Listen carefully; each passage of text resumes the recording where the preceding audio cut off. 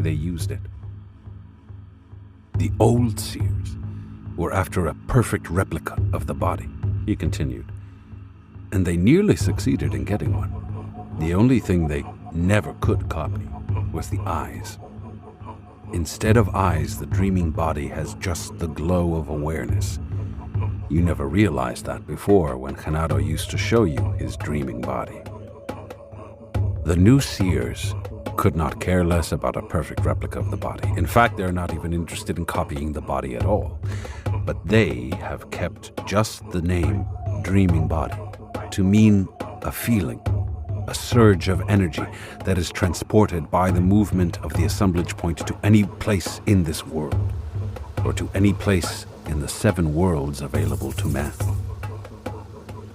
Don Juan then outlined the procedure for getting to the dreaming body. He said that it starts with an initial act, which by the fact of being sustained breeds unbending intent. Unbending intent leads to internal silence, and internal silence to the inner strength needed to make the assemblage point shift in dreams to suitable positions. He called the sequence the groundwork. The development of control comes after the groundwork has been completed. It consists of systematically maintaining the dreaming position by doggedly holding on to the vision of the dream. Steady practice results in a great facility to hold new dreaming positions with new dreams.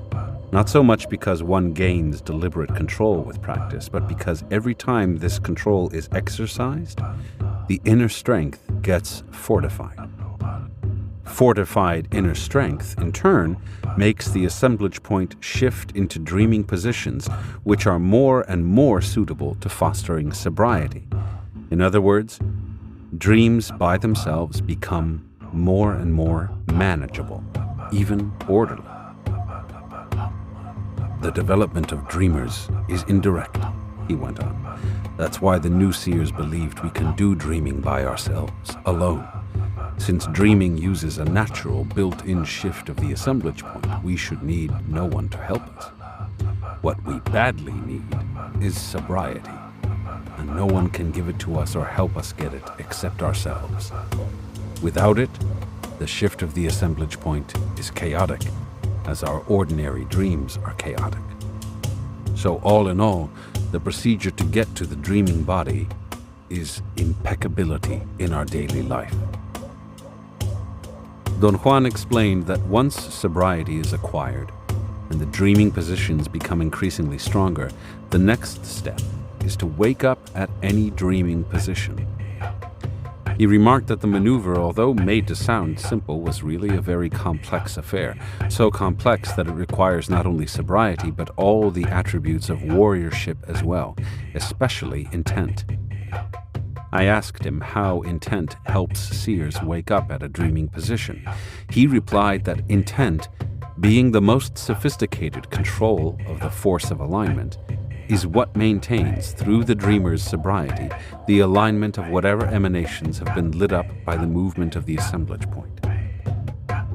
Don Juan said that there is one more formidable pitfall of dreaming: the very strength of the dreaming body.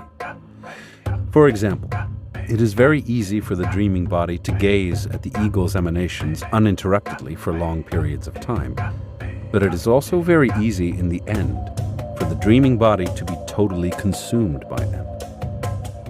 Seers who gazed at the eagle's emanations without their dreaming bodies died.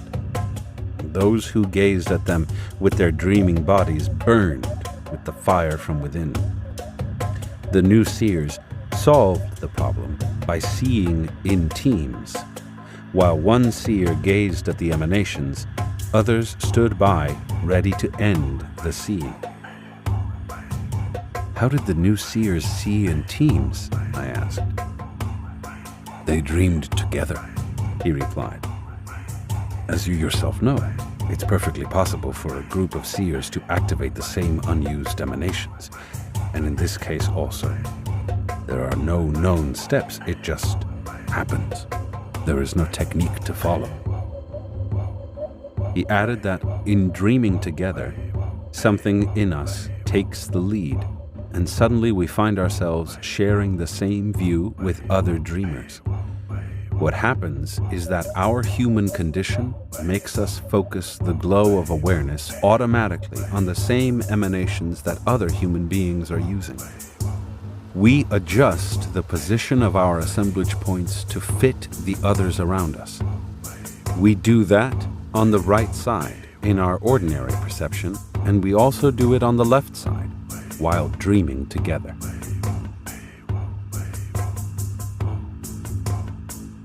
Chapter 12. The Nagual Julian. There was a strange excitement in the house. All the seers of Don Juan's party seemed to be so elated that they were actually absent-minded, a thing that I had never witnessed before. Their usual high level of energy appeared to have increased. I became very apprehensive. I asked Don Juan about it. He took me to the back patio. We walked in silence for a moment. He said that the time was getting closer for all of them to leave. He was pressing his explanation in order to finish it in time. "How do you know that you're closer to leaving?" I asked. "It is an internal knowledge," he said. "You'll know it someday yourself. You see, the Nagual Julian made my assemblage point shift countless times, just as I have made yours shift. Then he left me the task of realigning all those emanations which he had helped me align through these shifts. That is the task that every Nagual is left to do. At any rate, the job of realigning all those emanations paves the way for the peculiar maneuver of lighting up all the emanations inside the cocoon. I have nearly done that. I am about to reach my maximum. Since I am the Nagual, once I do light up all the emanations inside my cocoon, we will all be gone in an instant." I felt I should be sad and weep, but something in me was so overjoyed to hear that the Nagual Juan Matus was about to be free that I jumped and yelled with sheer delight. I knew that sooner or later I would reach another state of awareness and I would weep with sadness, but that day I was filled with happiness and optimism. I told Don Juan how I felt. He laughed and patted my back. "Remember what I told you," he said. "Don't count on emotional realizations. Let your assemblage point move first. Then years later, have the realization." We walked to the big room and sat down to talk. Don Juan hesitated for a moment. He looked out of the window. From my chair, I could see the patio. It was early afternoon, a cloudy day. It looked like rain. Thunderhead clouds were moving in from the west.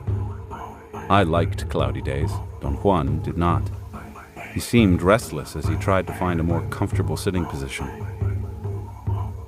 Don Juan began his elucidation by commenting that the difficulty in remembering what takes place in heightened awareness is due to the infinitude of positions that the assemblage point can adopt after being loosened from its normal setting.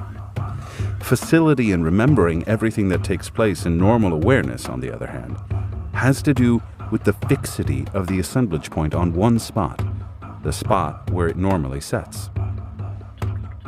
He told me that he commiserated with me.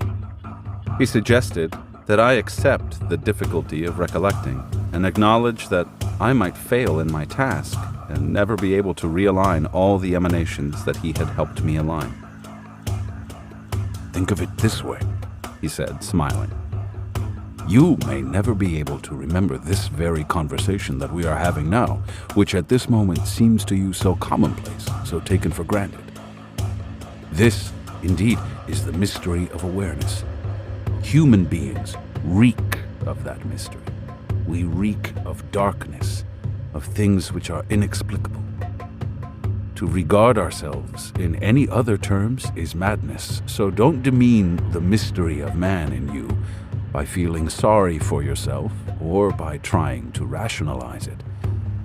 Demean the stupidity of man in you by understanding it, But don't apologize for either. Both are needed.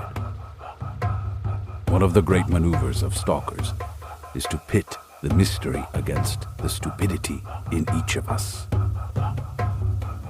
He explained that stalking practices are not something one can rejoice in. In fact, they are downright objectionable. Knowing this, the new seers realized that it would be against everybody's interest to discuss or practice the principles of stalking in normal awareness. I pointed out to him an incongruity. He had said that there's no way for warriors to act in the world while they are in heightened awareness, and he had also said that stalking is simply behaving with people in specific ways. The two statements contradicted each other. By not teaching it in normal awareness, I was referring only to teaching it to a Nagual, he said. The purpose of stalking is twofold. First, to move the assemblage point as steadily and safely as possible, and nothing can do the job as well as stalking. Second, to imprint its principles at such a deep level that the human inventory is bypassed, as is the natural reaction of refusing and judging something that may be offensive to reason. I told him that I sincerely doubted I could judge or refuse anything like that. He laughed and said that I couldn't be an exception, that I would react like everyone else once I heard about the deeds of a master stalker, such as his benefactor, the Nagual Julian. I am not exaggerating when I tell you that the Nagual Julian was the most extraordinary stalker I have ever met, Don Juan said. You have already heard about his stalking skills from everybody else, but I've never told you what he did to me. I wanted to make it clear to him that I had not heard anything about the Nagual Julian from anyone, but just before I voiced my protest, a strange feeling of uncertainty swept over me. Don Juan seemed to know instantly what I was feeling. He chuckled with delight. You can't remember, because will is not available to you yet, he said. You need a life of impeccability and a great surplus of energy, and then will might release those memories. I am going to tell you the story of how the Nagual Julian behaved with me when I first met him. If you judge him and find his behavior objectionable while you are in heightened awareness, think of how revolted you might be with him in normal awareness. I protested that he was setting me up. He assured me that all he wanted to do with his story was to illustrate the manner in which stalkers operate and the reasons why they do it. The Nagual Julian was the last of the old-time stalkers, he went on. He was a stalker, not so much because of the circumstances of his life, but because that was the bent of his character. Don Juan explained that the new seers saw that there are two main groups of human beings, those who care about others and those who do not. In between these two extremes, they saw an endless mixture of the two. The Nagual Julian belonged to the category of men who do not care. Don Juan classified himself as belonging to the opposite category. But didn't you tell me that the Nagual Julian was generous? That he would give you the shirt off his back? I asked. He certainly was, Don Juan replied. Not only was he generous, he was also utterly charming, winning. He was always deeply and sincerely interested in everybody around him. He was kind and open and gave away everything he had to anyone who needed it, or to anyone he happened to like. He was, in turn, loved by everyone because, being a master stalker, he conveyed to them his true feelings. He didn't give a plugged nickel for any of them. I didn't say anything, but Don Juan was aware of my sense of disbelief or even distress at what he was saying. He chuckled and shook his head from side to side. That's stalking, he said. You see, I haven't even begun my story of the Nagual Julian, and you are already annoyed. He exploded into a giant laugh as I tried to explain what I was feeling. The Nagual Julian didn't care about anyone, he continued. That's why he could help people. And he did. He gave them the shirt off his back because he didn't give a fig about them. Do you mean, Don Juan, that the only ones who help their fellow men are those who don't give a damn about them? I asked, truly miffed. That's what stalkers say, he said with a beaming smile. The Nagual Julian, for instance, was a fabulous curer. He helped thousands and thousands of people, but he never took credit for it. He let people believe that a woman seer of his party was the curer. Now, if he had been a man who cared for his fellow men, he would have demanded acknowledgement. Those who care for others care for themselves and demand recognition where recognition is due. Don Juan said that he, since he belonged to the category of those who care for their fellow men, had never helped anyone. He felt awkward with generosity. He couldn't even conceive being loved as the Nagual Julian was, and he would certainly feel stupid giving anyone the shirt off his back. I care so much for my fellow man, he continued, that I don't do anything for him.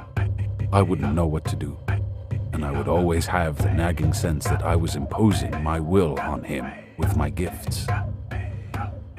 Naturally, I have overcome all these feelings with the warrior's way.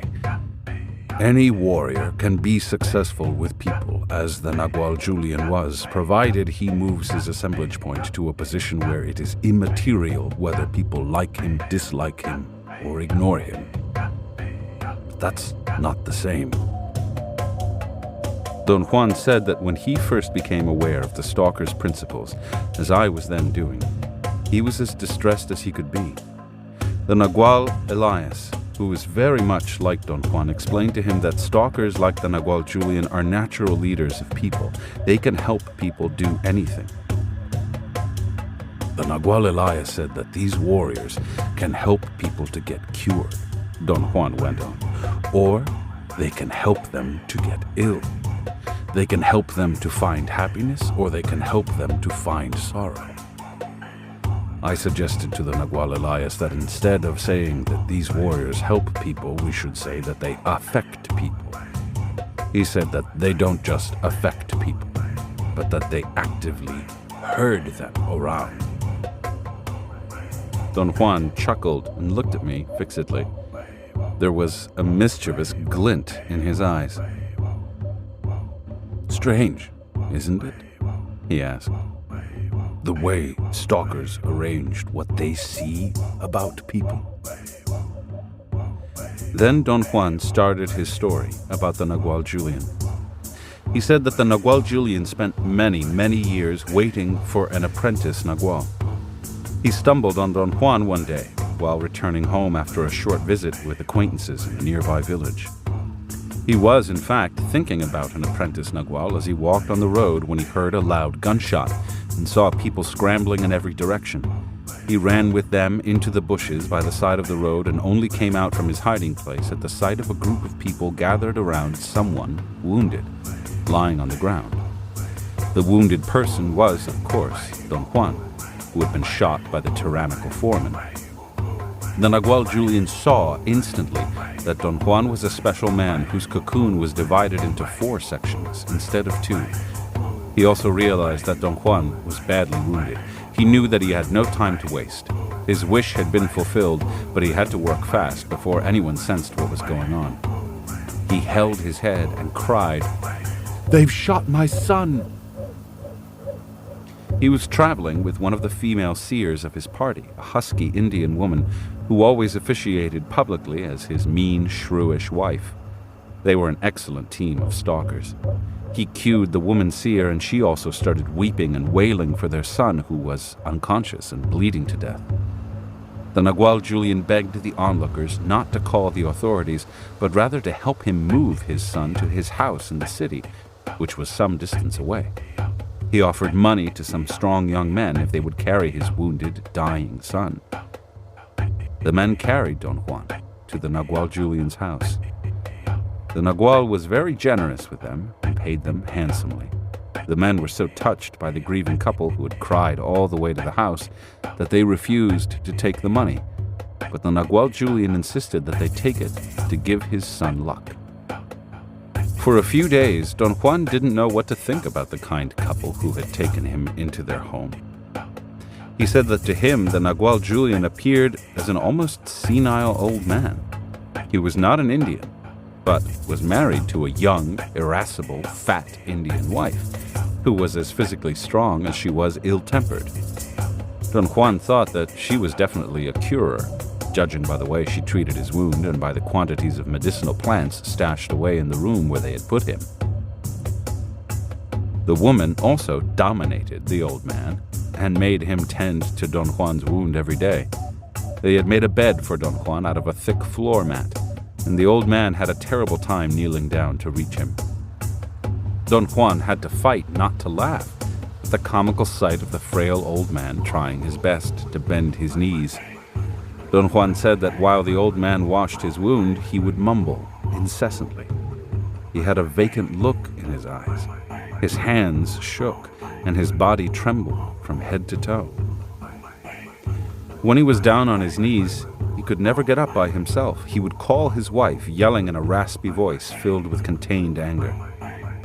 The wife would come into the room, and both of them would get into a horrible argument. Often she would walk out, leaving the old man to get up by himself. Don Juan assured me that he had never felt so sorry for anyone as he felt for that poor, kind old man. Many times he wanted to rise and help him up, but he could hardly move himself. Once the old man spent half an hour cursing and yelling as he puffed and crawled like a slug before he dragged himself to the door and painfully lifted himself up to a standing position. He explained to Don Juan that his poor health was due to advanced age, broken bones that had not mended properly, and rheumatism. Don Juan said that the old man raised his eyes toward heaven and confessed to Don Juan that he was the most wretched man on earth. He had come to the curer for help and had ended up marrying her and becoming a slave. I asked the old man why he didn't leave, Don Juan continued. The old man's eyes widened with fear. He choked on his own saliva trying to hush me, and then he went rigid and fell down like a log on the floor next to my bed, trying to make me stop talking. You don't know what you're saying. You don't know what you're saying. Nobody can run away from this place, the old man kept on repeating, with a wild expression in his eyes. And I believed him. I was convinced that he was more miserable, more wretched than I had ever been myself. And with every day that passed, I became more and more uncomfortable in that house. The food was great, and the woman was always out curing people, so I was left with the old man. We talked a lot about my life. I liked to talk to him. I told him that I had no money to pay him for his kindness, but that I would do anything to help him. He told me that he was beyond help, that he was ready to die, but that if I really meant what I said, he would appreciate it if I would marry his wife after he died. Right then I knew the old man was nuts, and right then I also knew that I had to run away as soon as possible. Don Juan said that when he was well enough to walk around unaided, his benefactor gave him a chilling demonstration of his ability as a stalker. Without any warning or preamble, he put Don Juan face to face with an inorganic living being. Sensing that Don Juan was planning to run away, he seized the opportunity to scare him with an ally that was somehow able to look like a monstrous man. The sight of that ally nearly drove me insane, Don Juan continued. I couldn't believe my eyes, and yet the monster was right in front of me, and the frail old man was next to me, whimpering and begging the monster to spare his life. You see, my benefactor was like the old seers. He could dole out his fear a piece at a time, and the ally was reacting to it. I didn't know that. All I could see, with my very own eyes, was a horrendous creature advancing on us, ready to tear us apart, limb from limb. The moment the ally lurched onto us, hissing like a serpent, I passed out cold. When I came to my senses again, the old man told me that he had made a deal with the creature. He explained to Don Juan that the man had agreed to let both of them live, provided Don Juan enter the man's service. Don Juan apprehensively asked what was involved in the service. The old man replied that it would be slavery, but pointed out that Don Juan's life had nearly ended a few days back when he had been shot. Had not he and his wife come along to stop the bleeding, Don Juan would surely have died. So there was really very little to bargain with or to bargain for.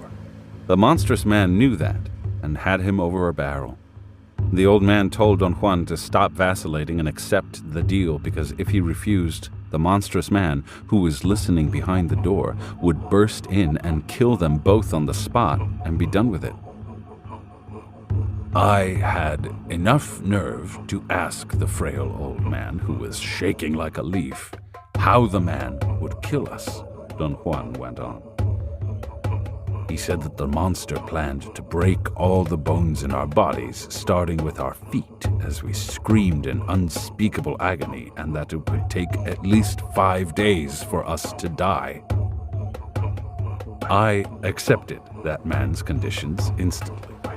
The old man, with tears in his eyes, congratulated me and said that the deal wasn't really that bad. We were going to be more prisoners than slaves of the monstrous man, but we would eat at least twice a day, and since we had life, we could work for our freedom. We could plot, connive, and fight our way out of that hell. Don Juan smiled and then broke into laughter. He had known beforehand how I would feel about the Nagual Julian. I told you you'd be upset, he said. I really don't understand, Don Juan, I said. What was the point of putting on such an elaborate masquerade? The point is very simple, he said, still smiling. This is another method of teaching, a very good one. It requires tremendous imagination and tremendous control on the part of the teacher. My method of teaching is closer to what you consider teaching. It requires a tremendous amount of words. I go to the extremes of talking. The Nagual Julian went to the extremes of stalking. Don Juan said that there were two methods of teaching among the seers. He was familiar with both of them. He preferred the one that called for explaining everything and letting the other person know the course of action beforehand. It was a system that fostered freedom, choice, and understanding. His benefactor's method, on the other hand, was more coercive and did not allow for choice or understanding. Its great advantage was that it forced warriors to live the seer's concepts directly, with no intermediary elucidation. Don Juan explained that everything his benefactor did to him was a masterpiece of strategy. Every one of the Nagual Julian's words and actions was deliberately selected to cause a particular effect. His art was to provide his words and actions with the most suitable context, so that they would have the necessary impact. That's the stalker's method, Don Juan went on. It fosters not understanding, but total realization. For instance, it took me a lifetime to understand what he had done to me by making me face the ally, although I realized all that without any explanation, as I lived that experience. I've told you that Genaro, for example, doesn't understand what he does, but his realization of what he is doing is as keen as it can be. That's because his assemblage point was moved by the stalker's method. He said that if the assemblage point is forced out of its customary setting by the method of explaining everything, as is in my case, there is always the need for someone else, not only to help in the actual dislodging of the assemblage point, but in dispensing the explanations of what is going on. But if the assemblage point is moved by the stalker's method, as in his own case or Genaro's, there is only a need for the initial catalytic act that yanks the point from its location. Don Juan said that when the Nagual Julian made him face the monstrous-looking ally, his assemblage point moved under the impact of fear. So intense a fright as that, caused by the confrontation, coupled with his weak physical condition, was ideal for dislodging his assemblage point. In order to offset the injurious effects of fright, its impact had to be cushioned, but not minimized. Explaining what was happening would have minimized fear.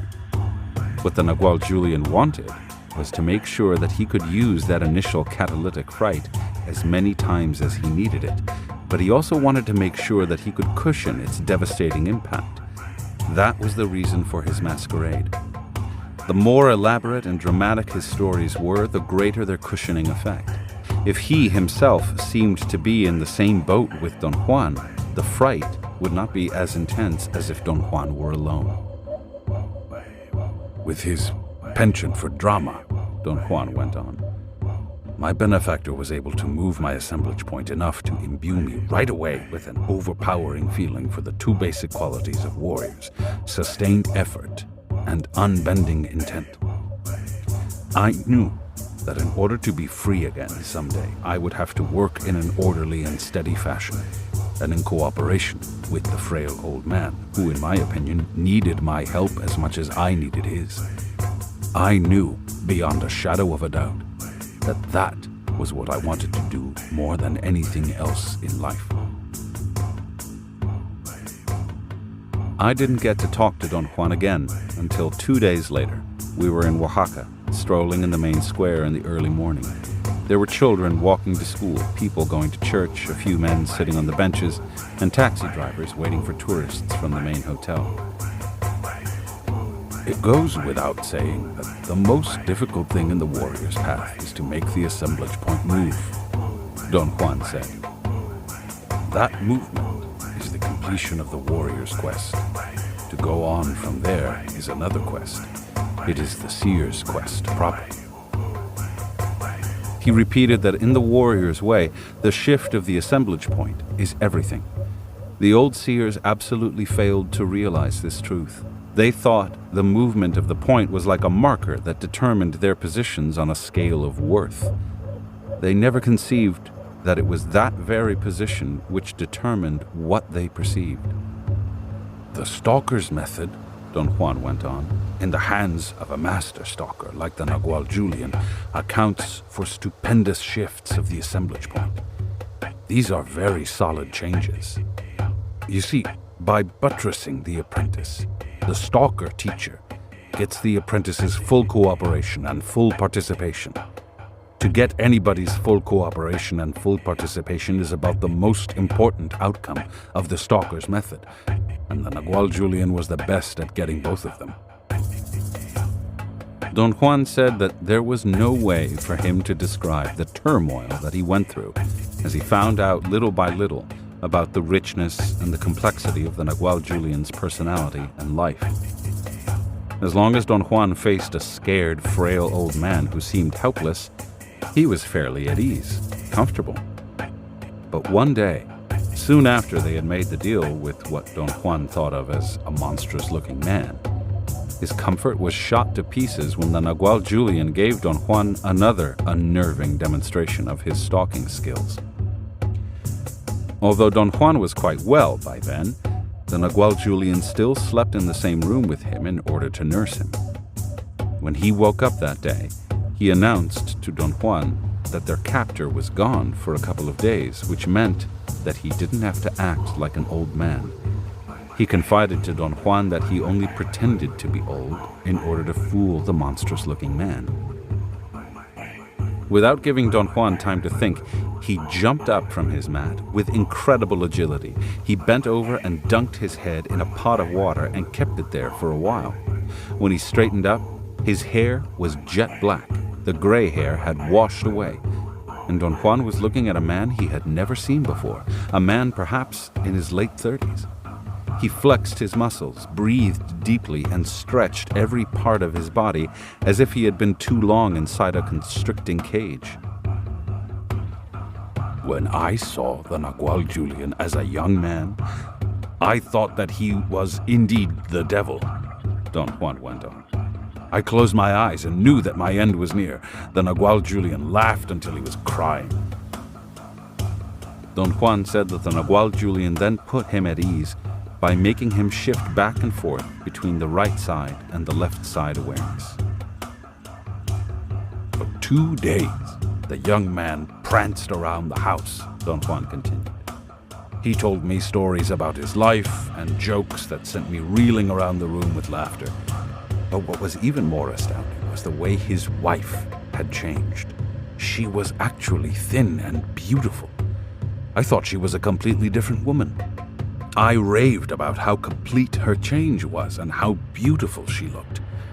The young man said that when their captor was away, she was actually another woman. Don Juan laughed and said that his devilish benefactor was telling the truth. The woman was really another seer of the Nagual's party. Don Juan asked the young man why they pretended to be what they were not. The young man looked at Don Juan, his eyes filled with tears, and said that the mysteries of the world are indeed unfathomable. He and his young wife had been caught by inexplicable forces and had to protect themselves with that pretense. The reason why he carried on the way he did as a feeble old man was that their captor was always peeking in through cracks in the doors. He begged Don Juan to forgive him for having fooled him. Don Juan asked who that monstrous-looking man was. With a deep sigh, the young man confessed that he couldn't even guess. He told Don Juan that although he himself was an educated man, a famous actor from the theater in Mexico City, he was at a loss for explanations. All he knew was that he had come to be treated for the consumption that he had suffered from for many years. He was near death when his relatives brought him to meet the curer. She helped him to get well, and he fell madly in love with the beautiful young Indian and married her. His plans were to take her to the capital so they could get rich with her curing ability. Before they started on the trip to Mexico City, she warned him that they had to disguise themselves in order to escape a sorcerer. She explained to him that her mother had also been a curer and had been taught curing by that master sorcerer, who had demanded that she, the daughter, stay with him for life. The young man said that he had refused to ask his wife about that relationship. He only wanted to free her, so he disguised himself as an old man and disguised her as a fat woman. Their story did not end happily. The horrible man caught them and kept them as prisoners. They didn't dare to take off their disguise in front of that nightmarish man, and in his presence they carried on as if they hated each other. But in reality, they pined for each other and lived only for the short times when that man was away. Don Juan said that the young man embraced him and told him that the room where Don Juan was sleeping was the only safe place in the house. Would he please go out and be on the lookout while he made love to his wife? The house shook with their passion, Don Juan went on, while I sat by the door, feeling guilty for listening and scared to death that the man would come back any minute. And sure enough, I heard him coming into the house. I banged on the door, and when they didn't answer, I walked in. The young woman was asleep, naked, and the young man was nowhere in sight. I had never seen a beautiful naked woman in my life. I was still very weak. I heard the monstrous man rattling outside. My embarrassment and my fear were so great that I passed out. The story about the Nagual Julian's doings annoyed me no end. I told Don Juan that I had failed to understand the value of the Nagual Julian's stalking skills. Don Juan listened to me without making a single comment and let me ramble on and on. When we finally sat down on a bench, I was very tired. I didn't know what to say when he asked me why his account of the Nagual Julian's method of teaching had upset me so much. I can't shake off the feeling that he was a prankster, I finally said. Pranksters don't teach anything deliberately with their pranks, Don Juan retorted. The Nagual Julian played dramas, magical dramas, that required a movement of the assemblage point. He seems like a very selfish person to me, I insisted. He seems like that to you because you are judging, he replied. You are being a moralist. I went through all that myself. If you feel the way you do on hearing about the Nagual Julian, think of the way I must have felt myself living in his house for years. I judged him, I feared him, and I envied him, in that order. I also loved him, but my envy was greater than my love. I envied his ease, his mysterious capacity to be young or old at will. I envied his flair and, above all, his influence on whoever happened to be around. It would drive me up the walls to hear him engage people in the most interesting conversation. He always had something to say. I never did, and I always felt incompetent, left out. Don Juan's revelations made me feel ill at ease.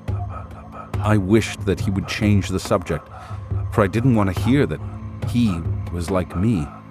In my opinion, he was indeed unequaled. He obviously knew how I felt. He laughed and patted my back. What I am trying to do with the story of my envy, he went on, is to point out to you something of great importance, that the position of the assemblage point dictates how we behave and how we feel. My great flaw at that time was that I could not understand this principle. I was raw. I lived through self-importance just as you do, because that was where my assemblage point was lodged. You see, I hadn't learned yet that the way to move that point is to establish new habits, to will it to move. When it did move, it was as if I had just discovered that the only way to deal with peerless warriors like my benefactor is not to have self-importance, so that one can celebrate them unbiasedly. He said that realizations are of two kinds. One is just pep talk, great outbursts of emotion and nothing more. The other is the product of a shift of the assemblage point.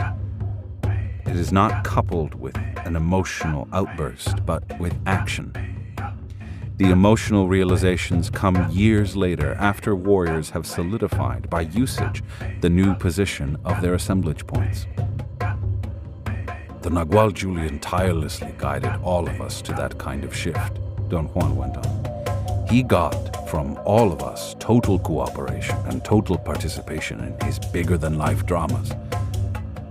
For instance, with his drama of the young man and his wife and their captor, he had my undivided attention and concern. To me, the story of the old man who was young was very consistent. I had seen the monstrous-looking man with my very own eyes, which meant that the young man got my undying affiliation. Don Juan said that the Nagual Julian was a magician, a conjurer who could handle the force of will to a degree that would be incomprehensible to the average man. His dramas included magical characters summoned by the force of intent, like the inorganic being that could adopt a grotesque human form. The Nagual Julian's power was so impeccable, Don Juan went on, that he could force anyone's assemblage point to shift and align emanations that would make him perceive whatever the Nagual Julian wanted. For example, he could look very old or very young for his age, depending on what he wanted to accomplish. And all anyone who knew the Nagual could say about his age was that it fluctuated. During the 32 years that I knew him, he was at times not much older than you are now, and at other times he was so wretchedly old that he could not even walk. Don Juan said that under his benefactor's guidance, his assemblage point moved unnoticeably, and yet profoundly. For instance, out of nowhere one day, he realized that he had a fear that on the one hand made no sense to him at all, and on the other made all the sense in the world. My fear was that through stupidity, I would lose my chance to be free, and I would repeat my father's life. There was nothing wrong with my father's life, mind you. He lived and died no better and no worse than most men. The important point is that my assemblage point had moved, and I realized one day that my father's life and death hadn't amounted to a hill of beans, either to others or to himself. My benefactor told me that my father and mother had lived and died just to have me, and that their own parents had done the same for them. He said that warriors were different, and that they shift their assemblage points enough to realize the tremendous price that has been paid for their lives. This shift gives them the respect and awe that their parents never felt for life in general, or for being alive in particular. Don Juan said that not only was the Nagual Julian successful in guiding his apprentices to move their assemblage points, but that he enjoyed himself tremendously while doing it. He certainly entertained himself immensely with me, Don Juan went on. When the other seers of my party began to come years later, even I looked forward to the preposterous situations that he created and developed with each one of them. When the Nagual Julian left the world, delight went away with him and never came back. Genaro delights us sometimes, but no one can take the Nagual Julian's place. His dramas were always bigger than life. I assure you, we didn't know what enjoyment was until we saw what he did when some of those dramas backfired on him. Don Juan rose from his favorite bench. He turned to me. His eyes were brilliant and peaceful. If you are ever so dumb as to fail in your task, he said, you must have at least enough energy to move your assemblage point in order to come to this bench. Sit down here for an instant, free of thoughts and desires. I will try to come here from wherever I am and collect you. I promise you that I will try. He then broke into a great laugh, as if the scope of his promise was too ludicrous to be believed. These words should be said in the late afternoon, he said, still laughing. Never in the morning. The morning makes one feel optimistic, and such words lose their meaning.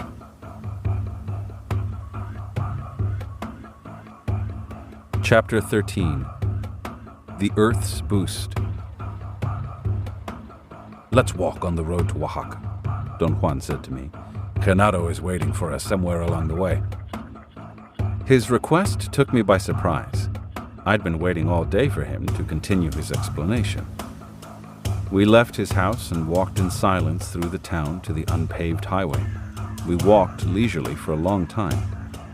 Suddenly, Don Juan began to talk. I've been telling you all along about the great findings that the old seers made, he said. Just as they found out that organic life is not the only life present on Earth, they also discovered that the Earth itself is a living being. He waited a moment before continuing. He smiled at me as if inviting me to make a comment. I couldn't think of anything to say. The old seers saw that the Earth has a cocoon, he went on. They saw that there is a ball encasing the Earth, a luminous cocoon that entraps the eagle's emanations. The Earth is a gigantic, sentient being, subjected to the same forces we are. He explained that the old seers, on discovering this, became immediately interested in the practical uses of that knowledge. The result of their interest was that the most elaborate categories of their sorcery had to do with the Earth. They considered the Earth to be the ultimate source of everything we are. Don Juan reaffirmed that the old seers were not mistaken in this respect, because the Earth is indeed our ultimate source.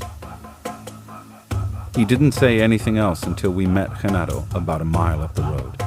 He was waiting for us, sitting on a rock by the side of the road. He greeted me with great warmth. He said to me that we should climb up to the top of some small rugged mountains covered with hardy vegetation. The three of us are going to sit against a rock, Don Juan said to me, and look at the sunlight as it is reflected on the eastern mountains. When the sun goes down behind the western peaks, the Earth may let you see alignment. When we reached the top of a mountain, we sat down, as Don Juan had said, with our backs against a rock. Don Juan made me sit in between the two of them. I asked him, what he was planning to do. His cryptic statements and his long silences were ominous. I felt terribly apprehensive. He didn't answer me. He kept on talking as if I had not spoken at all. "It was the old seers who, on discovering that perception is alignment," he said, "stumbled onto something monumental. The sad part is that their aberrations again kept them from knowing what they had accomplished." He pointed at the mountain range east of the small valley where the town is located. "There is enough glitter in those mountains to jolt your assemblage point," he said to me. "Just before the sun goes down behind the western peaks, you will have a few moments to catch all the glitter you need. The magic key that opens the Earth's doors is made of internal silence, plus anything that shines." "What exactly should I do, Don Juan?" I asked. Both of them examined me. I thought I saw in their eyes a mixture of curiosity and revulsion. "Just cut off the internal dialogue," Don Juan said to me. I had an intense pang of anxiety and doubt. I had no confidence that I could do it at will. After an initial moment of nagging frustration, I resigned myself just to relax. I looked around. I noticed that we were high enough to look down into the long, narrow valley. More than half of it was in the late afternoon shadows. The sun was still shining on the foothills of the eastern range of mountains on the other side of the valley. The sunlight made the eroded mountains look ochre, while the more distant bluish peaks had acquired a purple tone. "You do realize that you've done this before, don't you?" Don Juan said to me in a whisper. I told him that I had not realized anything. "We've sat here before on other occasions," he insisted. "But that doesn't matter, because this occasion is the one that will count. Today, with the help of Genaro, you are going to find the key that unlocks everything. You won't be able to use it as yet, but you'll know what it is and where it is. Seers pay the heaviest prices to know that. You, yourself, have been paying your dues all these years." He explained that what he called the key to everything was the first-hand knowledge that the Earth is a sentient being, and as such can give warriors a tremendous boost. It is an impulse that comes from the awareness of the Earth itself at the instant in which the emanations inside warriors' cocoons are aligned with the appropriate emanations inside the Earth's cocoon. Since both the Earth and man are sentient beings, their emanations coincide, or rather, the Earth has all the emanations present in man and all the emanations that are present in all sentient beings, organic and inorganic for that matter. When a moment of alignment takes place, sentient beings use that alignment in a limited way and perceive their world. Warriors can use that alignment either to perceive, like everyone else, or as a boost that allows them to enter unimaginable worlds. "I've been waiting for you to ask me the only meaningful question you can ask, but you never ask it," he continued.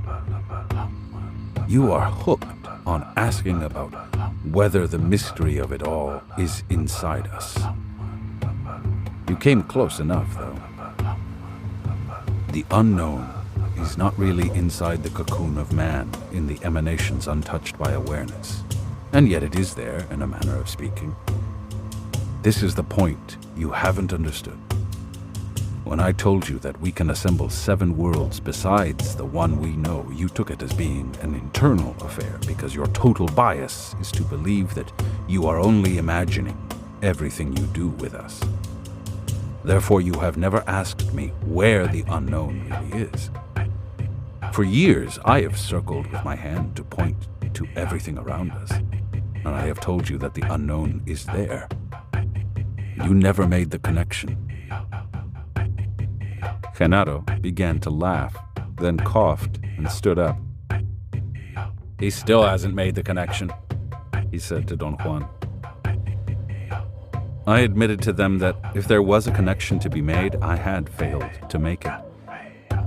Don Juan restated over and over that the portion of emanations inside man's cocoon is in there only for awareness, and that awareness is matching that portion of emanations with the same portion of emanations at large. They are called emanations at large because they are immense. And to say that outside man's cocoon is the unknowable is to say that within the Earth's cocoon is the unknowable. However, inside the Earth's cocoon is also the unknown, and inside man's cocoon, the unknown is the emanations untouched by awareness. When the glow of awareness touches them, they become active and can be aligned with the corresponding emanations at large. Once that happens, the unknown is perceived and becomes the known. I'm too dumb, Don Juan. You have to break it down into smaller pieces for me, I said. Genaro is going to break it up for you, Don Juan retorted. Genaro stood up and started doing the same gait of power that he had done before when he circled an enormous flat rock in a cornfield by his house while Don Juan had watched in fascination. This time, Don Juan whispered in my ear that I should try to hear Genaro's movements, especially the movements of his thighs as they went up against his chest every time he stepped. I followed Genaro's movements with my eyes. In a few seconds, I felt that some part of me had gotten trapped in Genaro's legs. The movement of his thighs would not let me go. I felt as if I were walking with him. I was even out of breath. Then I realized that I was actually following Genaro. I was, in fact, walking with him away from the place where we had been sitting. I didn't see Don Juan, just Genaro walking ahead of me in the same strange manner. We walked for hours and hours. My fatigue was so intense that I got a terrible headache and suddenly I got sick. Genaro stopped walking and came to my side. There was an intense glare around us, and the light was reflected in Genaro's features. His eyes glowed. "Don't look at Genaro," a voice ordered me in my ear. "Look around." I obeyed. I thought I was in hell. The shock of seeing the surroundings was so great that I screamed in terror, but there was no sound to my voice. Around me was the most vivid picture of all the descriptions of hell in my Catholic upbringing. I was seeing a reddish world, hot and oppressive, dark and cavernous, with no sky, no light but the malignant reflections of reddish lights that kept on moving around us at great speed. Genaro started to walk again and something pulled me with him. The force that was making me follow Genaro also kept me from looking around. My awareness was glued to Genaro's movements. I saw Genaro plop down, as if he were utterly exhausted. The instant he touched the ground and stretched himself to rest, something was released in me, and I was able again to look around. Don Juan was watching me inquisitively. I was standing up, facing him. We were at the same place where we had sat down, a wide, rocky ledge on top of a small mountain. Genaro was panting and wheezing, and so was I. I was covered with perspiration. My hair was dripping wet. My clothes were soaked, as if I had been dunked in a river. "My God, what's going on?" I exclaimed in utter seriousness and concern. The exclamation sounded so silly that Don Juan and Genaro started to laugh. "We're trying to make you understand alignment," Genaro said. Don Juan gently helped me to sit down. He sat by me. "Do you remember what happened?" he asked me. I told him that I did, and he insisted that I tell him exactly what I had seen. His request was incongruous with what he had told me, that the only value of my experiences was the movement of my assemblage point and not the content of my visions. He explained that Genaro had tried to help me before in very much the same fashion as he had just done, but that I could never remember anything. He said that Genaro had guided my assemblage point this time, as he had done before, to assemble a world with another of the great bands of emanations. There was a long silence. I was numb, shocked, yet my awareness was as keen as it had ever been. I thought I had finally understood what alignment was. Something inside me, which I had been activating without knowing how, gave me the certainty that I had comprehended a great truth. "I think you're beginning to gather your own momentum," Don Juan said to me. "Let's go home. You've had enough for one day." "Oh, come on," Genaro said. "He's stronger than a bull. He's got to be pushed a little further." "No," Don Juan said emphatically. "We've got to save his strength. He's only got so much of it." Genaro insisted that we stay. He looked at me and winked. "Look," he said to me, pointing to the eastern range of mountains. "The sun has hardly moved an inch over those mountains, and yet you plodded in hell for hours and hours. Don't you find that overwhelming?" "Don't scare him unnecessarily," Don Juan protested, almost vehemently. It was then that I saw their maneuvers. At that moment, the voice of seeing told me that Don Juan and Genaro were a team of superb stalkers playing with me. It was Don Juan who always pushed me beyond my limits, but he always let Genaro be the heavy.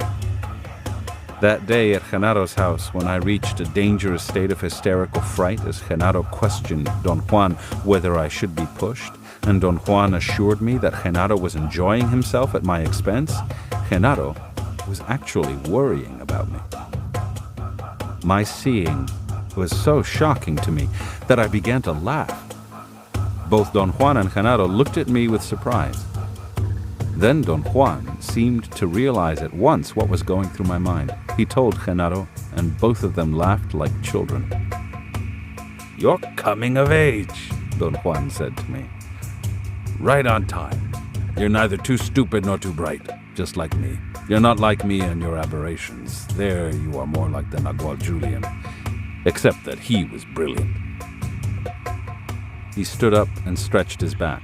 He looked at me with the most piercing, ferocious eyes I had ever seen. I looked up. "A Nagual never lets anyone know that he is in charge," he said to me. "A Nagual comes and goes without leaving a trace. That freedom is what makes him a Nagual."